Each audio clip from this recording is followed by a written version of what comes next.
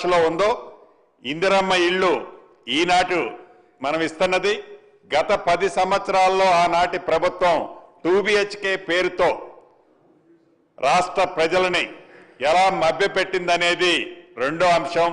ఇక్కడ చర్చ ఈనాడు చాలా సుదీర్ఘంగా వారి సమస్యలు వివరించడం జరిగింది. అధ్యక్ష, ముందుగా 2BHK గురించి గౌరవ సభ్యులు ఏవైతే అనేక సమస్యలు అడిగారో, ఇందాక ప్రధానమైన సమస్యకి ఈ ప్రభుత్వం ఏర్పడే నాటికి గత ప్రభుత్వంలో 2BHK కట్టి బిల్స్ 204 కోట్లు పెండింగ్ ఉన్నాయి. అధ్యక్ష, ఈ 204 కోట్లతో పాటు ఇందాక గౌరవ సభ్యులు అడిగినట్టు రాష్ట్రంలో సుమారు 133 కాలనీలలో సుమారు 36,000 ఇళ్లు వివిధ స్థాయిల్లో మొండిగోడలతో దర్శనమిస్తుంటే ఈ ప్రభుత్వం వచ్చిన తర్వాత 744 కోట్లు అది ఇల్లు నిర్మించడానికి కానివ్వండి, లేకుంటే నిర్మించి నిరుప్రయోగంగా వదిలేసిన కాలనీల్లో మౌలిక వసతులు ఏర్పాటు చేయడానికి కానివ్వండి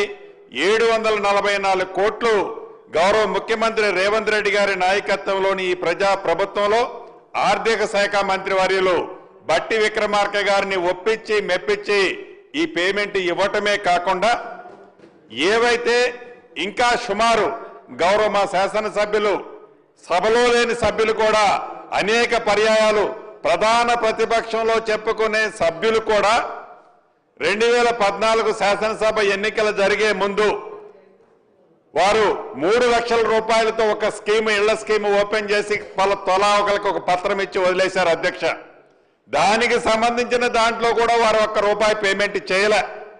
రాష్ట్ర వ్యాప్తంగా సుమారు అటువంటి ఇళ్లు కూడా ఇందాక మా గౌరవ శాసనసభ్యులు చెప్పినట్లు మొండిగోడలతో అంటే ఫౌండేషన్ కట్టో లెంటర్ లెవెల్లో కట్టిన సుమారు 12-13 వేల ఇళ్లు ఉన్నాయి. అధ్యక్ష, ప్రభుత్వం దాని గురించి కూడా ఒక నిర్ణయం తీసుకోవాల్సింది ఉంది.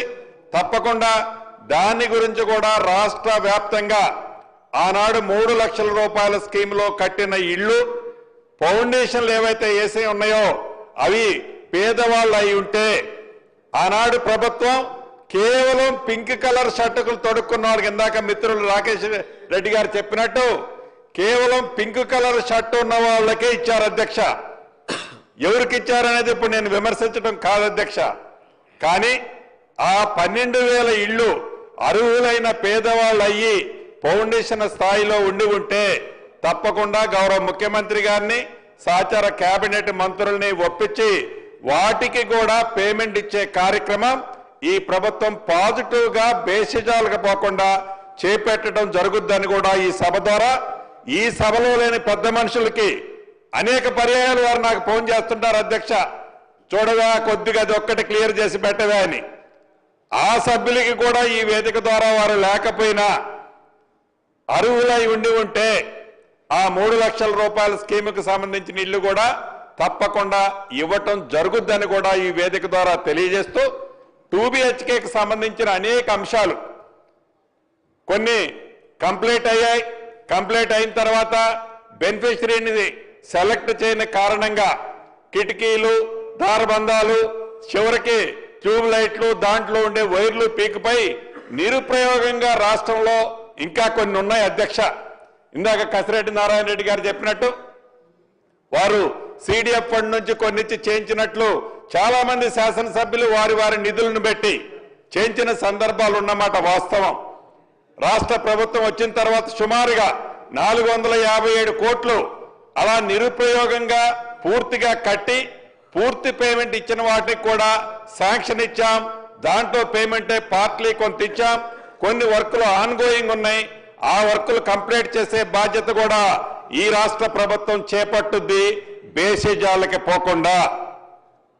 అదే పద్ధతిలో ఫౌండేషన్లు కట్టి కొన్ని, పిల్లర్స్ వేసి కొన్ని, స్లాబ్లు వేసి కొన్ని, వివిధ రకాలుగా అసంఘిక కార్యక్రమాలు జరుగుతున్న ఇందాక నిజామాబాద్ శాసనసభ్యులు చెప్పినట్లు యథార్థం. అధ్యక్ష, ప్రభుత్వం అది వారి సొంత ఆస్తిలాగా ఆనాడు పేదవాడి కష్టంతో ప్రభుత్వానికి నిధులుంటే నిధులు వస్తే ఖజానాకు డబ్బు వస్తే ఆ డబ్బుని మళ్ళీ పేదవాడికి ఆత్మగౌరవానికి చిహ్నంగా ఉండే ఇల్లు ఇస్తామని చెప్పిన ఆనాటి పెద్ద మనిషి చివరికి వారి దత్తత తీసుకున్న వాసాల మర్రి కూడా ఇందాక మిత్రులు చెప్పినట్టు శాసనసభ్యులు ఆలేరు శాసనసభ్యులు చెప్పినట్లు వారి వాసాల మర్రిలో ఇచ్చిన హామీని కూడా నెరవేర్చకపోతే ఆ పక్కనే గౌరవ ముఖ్యమంత్రి గారు ఒక సభకు వెళ్ళినప్పుడు నాకు సూచనలు చేసి తప్పకుండా వారు ఎలా నిర్వహించలేకపోయారు ఈ ప్రభుత్వమైన 2 BHK కడదామని చెప్పి కట్టించిన మాట ముమ్మాటికి వాస్తవం అధ్యక్ష.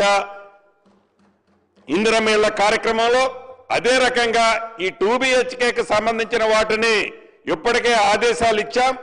రాష్ట్ర వ్యాప్తంగా అది పట్టణాల్లో కానీ పల్లెల్లో కానీ ఎక్కడ ఉన్నా అసంపూర్తిగా కట్టుకున్న 2 BHKలకు సంబంధించిన వాటికి బెనిఫిషరీస్ని ఫైనల్ చేసి ఏదైతే ఇందిరమ్మ ఇళ్ల కార్యక్రమం ద్వారా ప్రతి పేదవాడికి అర్హులైన వాటికి పార్టీలకు అతీతంగా ఏదైతే ఇళ్లు ఇస్తున్నామో అదే పద్ధతిలో ఇళ్ల స్థలం లేని నిరుపేదలకి ఏదైతే గతంలో ఆ ఇంటికి 50,000 లక్ష రూపాయలు శాంక్షన్ చేసి పేమెంట్ ఇచ్చి ఉంటే ఆ పేమెంట్ పోను మిగిలిన 4 లక్షలు 3 లక్షలు బెనిఫిషరీని ఫైనల్ చేసి ఆ బెనిఫిషరీకి విడతల వారీగా ఇల్లు కంప్లీట్ అయ్యే లోపు ఆ పేమెంట్ ఇచ్చే కార్యక్రమాన్ని చేపట్టాలని రాష్ట్ర కేబినెట్ లో కూడా ఇన్ఫార్మల్ గా డెసిషన్ తీసుకోవడం జరిగింది అధ్యక్ష.